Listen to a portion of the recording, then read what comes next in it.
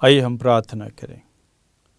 पिता परमेश्वर, तेरी उपस्थिति में हम आए हैं। जो भी तेरा वचन हमें सिखाता है उसे हम अपने जीवन में अपना सके और अपने जीवन को सही दिशा देते हुए तेरे जैसे हम भी पवित्र बने। प्रार्थना करते हैं अपने प्रभु यीशु ख्रीस्त के द्वारा, आमीन।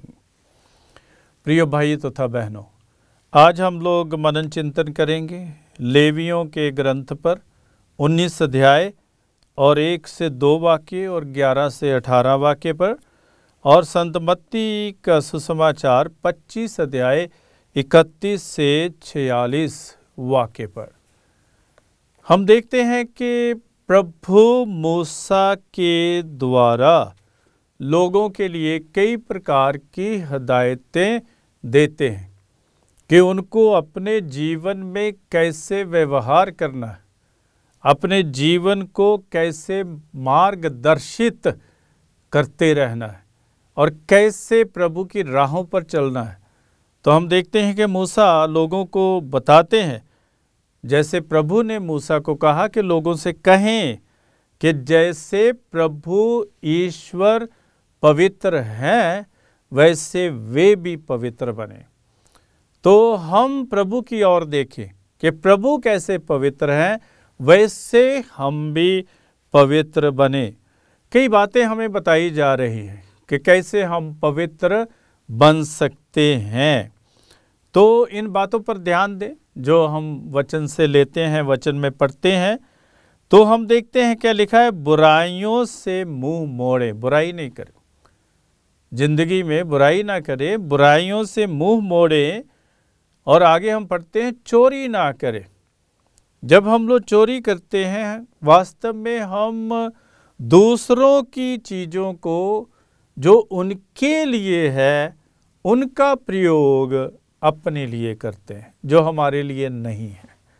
तो उनकी छीन कर जो चीज़ें हैं, छीन कर हम उनका प्रयोग करते हैं। तो उसमें क्या होता है, समाज में जो व्यवस्था है वो भंग होती है। जब सबका अधिकार है कि अपनी अपनी चीज़ को अपने तरीके से प्रयोग करें, तो हम उनकी चीज़ों को छीनकर अपने लिए प्रयोग करते हैं। तो ये इसको चोरी कहेंगे। जब हम लोग, कोई खुद देता है हमें कुछ तो वो बात अलग है, लेकिन जब हम छीनते हैं और वहाँ से ले लेते हैं जो हमारी चीज़ नहीं है, तो उसको चोरी कहते हैं। तो चोरी ना करें, झूठ मत बोलें। ये तो जब हम बच्चे हैं, छोटे, तब से ही हमें बताया गया हमेशा सच बोलें, झूठ नहीं बोलें। हालांकि बहुत से लोगों को झूठ बोलने की आदत है और लोग ये भी सोचते हैं कि झूठ बोलने से क्या होगा। तो झूठ मत बोलें और कोई भी अपने पड़ोसी को धोखा मत दे। प्रभु जब प्यार करने की बात कहते हैं, प्रभु जब उसकी सेवा करने की बात कहते हैं, और आज के वचन में प्रभु कहते हैं कि अपने पड़ोसी को धोखा ना दें और प्रभु के नाम की झूठी शपथ ना खाएं। कुछ लोग प्रभु के नाम की झूठी शपथ खाते हैं। कई बार हम देखते हैं लोग ऐसे ही अनजाने ही, बिना सोचे समझे ही बात करते हैं। तो कहते खुदा की कसम या किसी और चीज़ की कसम, किसी और व्यक्ति की कसम। नहीं, हम झूठी जो है शपथ ना खाएं प्रभु के नाम की। और प्रभु नहीं चाहते कि हम अपने पड़ोसी का शोषण करें, पड़ोसी का शोषण ना करें। एक जगह मैं रहता था, तो वहाँ एक गरीब व्यक्ति ने एक छोटा सा प्लॉट लिया, जो प्लॉट एक धनी व्यक्ति के घर के पास था। लेकिन वो धनी व्यक्ति चाहते थे कि वो प्लॉट उन्हें मिल जाए, इसलिए वो ये जो गरीब परिवार उनके बगल में जो प्लॉट खरीदता है उनके साथ अच्छा व्यवहार नहीं करते हैं, उनके साथ दुर्व्यवहार करते हैं, शोषण करते हैं। हम दूसरों का शोषण ना करें, अपने पड़ोसी का शोषण ना करें। हम उनकी मदद करें, सहायता करें, उनका शोषण ना करें। अन्याय से दूर रहें। बार बार हमें प्रभु वचन में बताते हैं कि आप अन्याय से दूर करें, दूसरों के साथ न्याय करें और मजदूर को उचित वेतन उचित समय पर दें। कुछ लोग जो है मजदूरों के पैसों को रख लेते हैं। हो सकता है कि उसके पास शाम के लिए उतना ही हो जितना वो कमा रहा है, तो हम उसको क्यों रखें। जो उनका उचित है उनको उचित समय पर उचित वेतन दें। हो सकता है उसे धन की उसी दिन अति आवश्यकता हो और हम उस बात को समझ नहीं पाते हैं। तो अपने प्रभु पर श्रद्धा रखते हुए जो दूसरों के हम लोग सहायक बने, विशेष रूप से बहरों के सहायक बने और अंधों के मार्ग पर ठोकर ना बने। कुछ लोग सताते हैं, क्योंकि जैसे बच्चे होते हैं उनको समझ नहीं आती है, और कई बार वो लोग ऐसे लोगों को सताते हैं जो असहाय हैं, जिनका कोई सहारा नहीं। हम अंधे के मार्ग पर ठोकर ना बने और हम अपने पड़ोसी का न्याय जो है निष्कपट होकर करें। अपने जीवन में निष्कपटता का हम लोग व्यवहार करें और लोगों की बदनामी करने से बचें और पड़ोसी का प्राणदंड दिलाने से परहेज करें। हम देखते हैं कि बहुत से लोग छोटी छोटी बातों के लिए कचहरी में जाते हैं और सोचते हैं कि हमारे पड़ोसी को प्राणदंड मिलना चाहिए, लेकिन वचन बिल्कुल साफ है कि हम पक्षपाती ना बने और पड़ोसी का न्याय जो है निष्कपट होकर करें और जो लोगों की बदनामी से हम परहेज करें, लोगों की बदनामी ना करें। कई लोग जो है दूसरों की बारे में इतनी बातें करते हैं जो उनको बदनामी दिलाते हैं। तो हम लोगों की या पड़ोसियों की बदनामी से बचें और दूसरों को प्राणदंड देने का प्रयास ना करें। हो सकता है वो हम पर ही वापस लौटकर आ जाए, इसलिए दूसरों को प्राणदंड देने का प्रयास ना करें, उससे परहेज करें, सुलह सलामती से रहें, भ्रातृ प्रेम रखें और अपने हृदय से बैर निकाले, मेल मिलाप में रहें। कोई अपराध करे तो उसे डांटे, कोई पाप कर रहा है, अपराध कर रहा है, उसे डांटे कि ताकि वो सही रास्ते पर चल सके, उसके सुधार के लिए कार्यरत रहे। ये नहीं उसको गिराने के लिए नहीं, उसको मिटाने के लिए नहीं, लेकिन उसके सुधार के लिए कार्यरत रहें। कहीं आप भी उसके पाप के सहभागी ना बन जाएं। जब हम लोग किसी को बताते नहीं हैं, चुनौती नहीं देते, कोई गलत रास्ते पर चल रहा है, तो हम भी उसके पाप के सहभागी बन सकते हैं। इसलिए हम लोग उसके पाप के सहभागी ना बने, बदला ना लें और मन मिटाव अपने बीच में से निकालें। एक दूसरे के साथ सही तरीके से रहें, दूसरों को अपने जैसे प्यार करें। प्रभु यही कहते हैं, जब हमारा आचरण और चरित्र पवित्र होगा तो हम प्रभु के जैसे हो जाएंगे।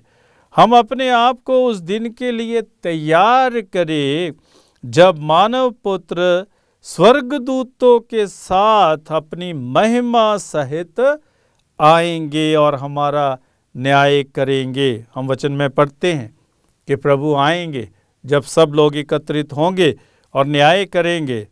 तो भले ही प्रभु की करुणा तथा रहमत हमारे कर्मों से अति महान है, फिर भी हमारे कामों का लेखा देखा जाएगा। क्या उस दिन हम लोग जो है सही पाए जाएंगे, प्रभु के रास्ते पर चलने वाले पाए जाएंगे? तो इनमें सबसे उत्तम है दूसरों की सेवा और उनके साथ हमारे मधुर संबंध। हमारा न्याय दूसरों को प्रभु के स्थान पर स्वागत करने पर निर्भर रहेगा। क्या हमने इंसान में प्रभु के रूप को देखा, पहचाना कि नहीं पहचाना, हमारा उनके साथ कैसा स्वभाव और व्यवहार रहा, क्या हमने दूसरों की दिल से सेवा की। यदि हम प्रभु भक्ति और पड़ोसी प्रेम में खरे उतरे तो प्रभु कहेंगे कि मेरे पिता के कृपा पात्रों, आओ और उस राज्य के अधिकारी बनो जो संसार के प्रारंभ से ही तुम लोगों के लिए तैयार किया गया है। क्या हम लोग योग्य पाए जाएंगे? यही देखना है। हमारा व्यवहार ऐसा होना चाहिए कि हम योग्य पाए जाएं, क्योंकि प्रभु मेहरबान है, प्रभु करुणामय है, प्रेमी है, क्षमा करता है और पापियों के पापों को अपने से कोसों दूर रखता है। और लिखा भी है कि धन्य हैं वे जिनके अपराध क्षमा किए गए हैं। तो हमारी यही आशा है कि प्रभु हमारे भी अपराध क्षमा करेंगे और अवश्य हम सबको उचित स्थान जो है वो प्रदान करेंगे। लेकिन जो लोग प्रभु की सेवा और उनके लोगों की सेवा नहीं करते हैं, जिन्होंने दूसरों के साथ अच्छा नहीं किया है, जो बुराई में जीवन जीते हैं, उनको प्रभु कहेंगे शापितो, मुझसे दूर हट जाओ, उस अनंत आग में जाओ जो शैतान और उसके दूतों के लिए तैयार की गई है। लेकिन जो प्रभु जिनको प्यार करते हैं, जिन्होंने प्रभु को प्यार किया और दूसरों की सेवा में अपना जीवन बताया, उन्हें अनंत जीवन प्राप्त होगा। तो अभी ये हम पर निर्भर है कि हम कहाँ जाना चाहते हैं, हम अपना जीवन कैसे बनाना चाहते हैं। जैसे अपना हम जीवन बनाएंगे वैसे ही हम स्थान ग्रहण करेंगे। तो कुछ बिंदुओं पर हम विचार करें। सबसे पहला बिंदु है पवित्र बने जैसे प्रभु ईश्वर पवित्र है। तो हम अपने आप को पवित्र रखें, शुद्ध रखें, प्रभु के मार्गों पर चले। दूसरी बात है अपना आचरण और चरित्र प्रभु के वचन के अनुकूल बनाएं।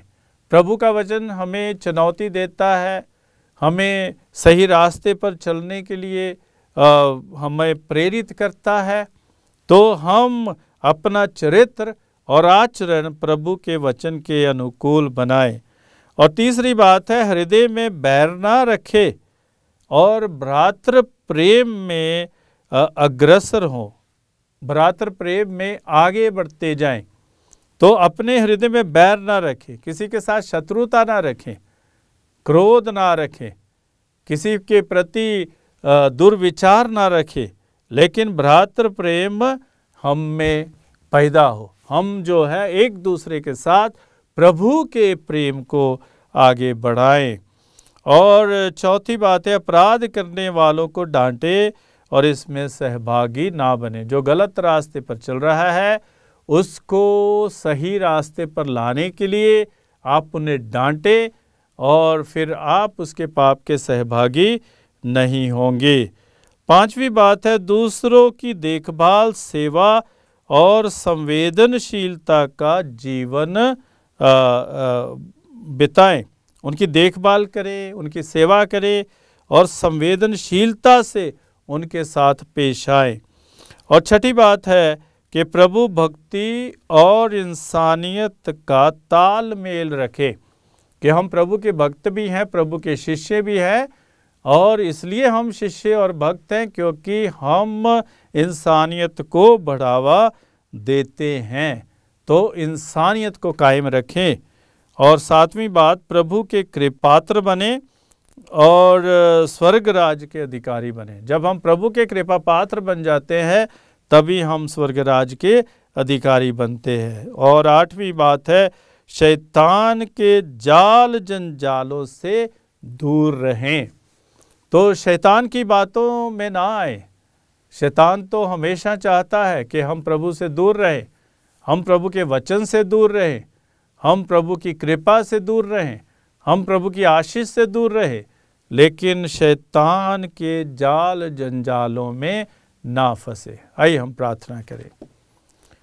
सर्वशक्तिमान ईश्वर, तुझे धन्यवाद देते आज के इस वचन के लिए।